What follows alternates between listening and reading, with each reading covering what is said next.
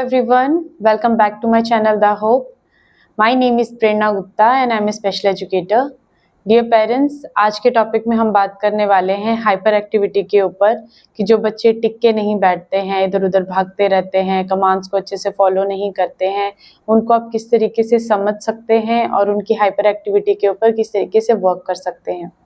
सबसे पहले यहाँ जो चीज़ पे हम ध्यान देंगे कि ये बहुत से पेरेंट्स को माइंड में ये थॉट रहता है कि अगर उनका बच्चा हाइपर एक्टिव है तो वो चीज़ों को अच्छे से नहीं समझेगा, जबकि आप नोटिस कीजिएगा पेरेंट्स कि वो बच्चे जो हाइपर एक्टिव हैं वो चीज़ों को ज़्यादा अच्छे से और जल्दी पिक करते हैं, जल्दी चीज़ों को समझ पाते हैं।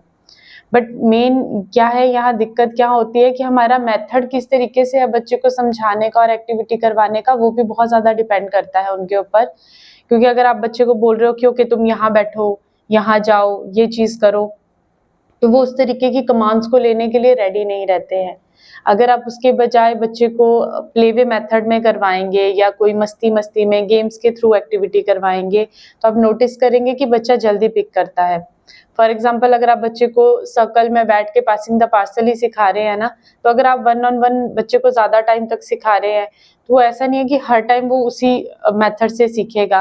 बट जब आप 4-5 लोग बैठ के ग्रुप में बच्चे को वो एक्टिविटी करवा रहे हैं, घर पे आप अपने फैमिली मेंबर्स को उस एक्टिविटी में इन्वॉल्व कर रहे हैं, तो वो ज़्यादा खुश होकर चीज़ें करना पसंद करता है, क्योंकि वो उस चीज़ में नोटिस भी करता है कि कैसा सबका बिहेवियर है, क्या हो रहा है।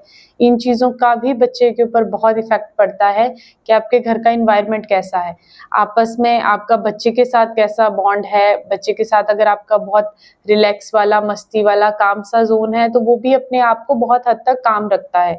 बट जो अगर आप आपस में लड़ाई झगड़ा कर रहे हैं तो आप कभी ना कभी नोटिस करेंगे कि वो उन चीज़ों को, बेशक उसको उस चीज़ का उतना समझ नहीं आ रहा है कि क्या हो रहा है उस सिचुएशन में, बट वो उन चीज़ों को कैच कर रहा है, वो लर्न कर रहा है, क्योंकि इस तरीके से बिहेवियर हो रहा है तो वो कहीं ना कहीं उस बिहेवियर को बाहर निकालेगा अपने को।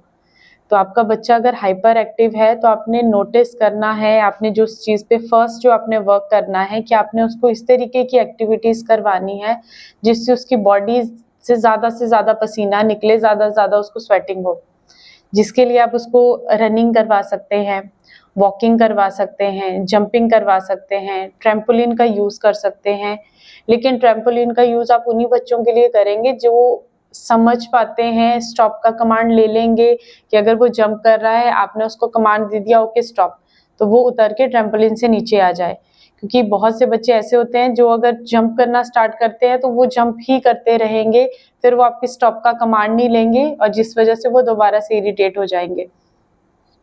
तो एक्टिविटीज़ जब भी आपने बच्चे को करवानी है, बच्चे को समझ के, बच्चे के इंटरेस्ट के अकॉर्डिंग, बच्चे के लेवल के अकॉर्डिंग करवानी है कि जो भी आप उसको करवा रहे हैं वो खुश होकर उन चीज़ों को करे। बच्चे का खुश होना हर एक्टिविटी में बहुत ज़्यादा इम्पॉर्टेंट है। आपने मेरी हर वीडियो में नोटिस किया होगा, मैं ये वर्ड ज़रूर बोलती हूँ, क्योंकि क्या है ना, आप बच्चे को अगर थेरेपी सेंटर भी भेज रहे हैं, ओके आपने देखा कि ये वाला थेरेपी सेंटर मेरे बच्चे के लिए अच्छा है, आप उसको फोर्सफुली भेज रहे हो, वहाँ उसको नुकसान भी उन चीज़ों का हो सकता है अगर वो रोक के ही वहाँ जा रहा है।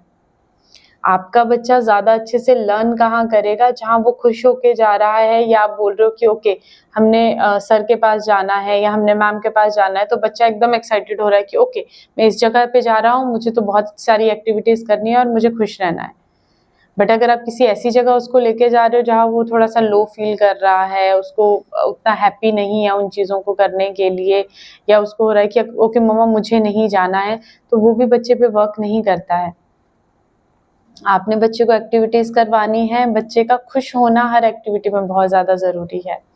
अभी हम दोबारा अपने टॉपिक पे आते हैं। हम बात कर रहे थे कि आपने बच्चे को एक टारगेट ले लीजिए, आप बच्चे को एक मॉर्निंग का रूटीन पकड़ लीजिए। बेस्ट टाइम होता है अगर आपका बच्चा छोटा है, मोस्टली जो बच्चे प्लेवे में जाते हैं उनकी टाइमिंग 10 o'clock और 9:30 9 o'clock के अराउंड होती है। तो आप बच्चे को क्या कर सकते हैं, 15 से 20 मिनट का टारगेट ले लीजिए। जब आपने उसको रनिंग करवानी है, जंपिंग करवानी है, आप उसको स्टेयर्स अप डाउन करवा सकते हैं।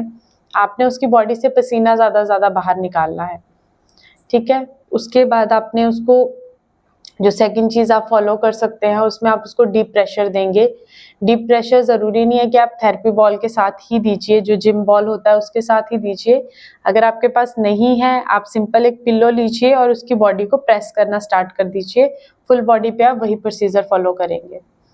देन उसके बाद आप उसकी बॉडी को रैप कर सकते हैं किसी मोटी चद्दर के साथ या किसी सिंपल से ब्लैंकेट के साथ, किसी भी चीज़ के साथ आप उसकी बॉडी को रैप कीजिए एंड देन उसको सेम प्रोसीजर से उसकी बॉडी को टैप टैप करना स्टार्ट कीजिए, प्रेस कीजिए या डीप प्रेशर दीजिए पिल्लो के साथ, थेरेपी बॉल के साथ।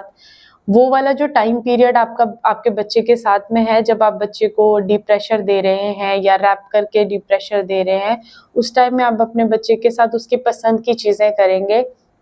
जैसे अगर उसको म्यूज़िक सुनना पसंद है तो आप उसको म्यूज़िक लगा के देंगे या खुद गाना गाएंगे, पोएम आप उसको सुना सकते हैं, फ्रूट्स, वेजिटेबल्स, नंबर, अल्फ़ाबेट, ऐसी कोई भी चीज़ आप बच्चे को करवा सकते हैं ताकि बच्चा उस चीज़ में इरिटेट ना हो। उसकी बॉडी से जो पसीने वाली चीज़ मैं बार-बार बोल रही हूँ ना, वही चीज़ है कि जब बच्चा आपका स्कूल में जाएगा तो वहाँ रिलैक्स एंड काम रहेगा। क्योंकि ये चीज़ों की भी कंप्लेंट बहुत से पेरेंट्स को आती है कि मैम वो स्कूल में टिक के नहीं बैठ रहा है या टिक के नहीं बैठता है, इधर-उधर भागता रहता है, अपनी बॉडी को मूव करता रहता है।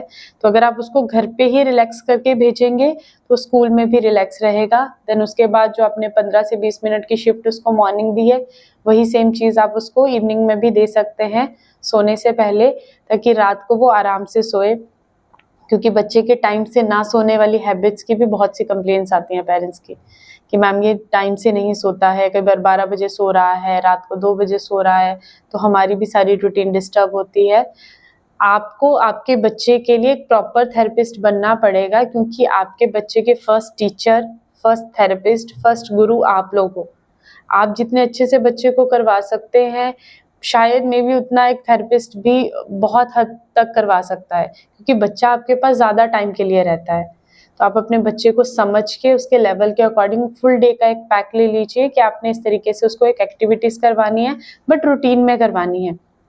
अगर आप ये सारी एक्टिविटीज़, डीप प्रेशर हो गया, उसकी बॉडी मूवमेंट होगी, जो भी क्रॉस मोटर्स की एक्टिविटीज़ है वो सभी होगी, कि उसकी बॉडी से खूब सारा पसीना निकल रहा है, आप उसको डीप प्रेशर भी दे रहे हैं, रैप कर रहे हैं, तो ये सारी चीज़ों में आप देखेंगे ना कि 1 मंथ आप रूटीन में कीजिए, रिजल्ट आपको खुद ब खुद मिलेगा, एक बहुत अच्छा रिजल्ट मिलेगा।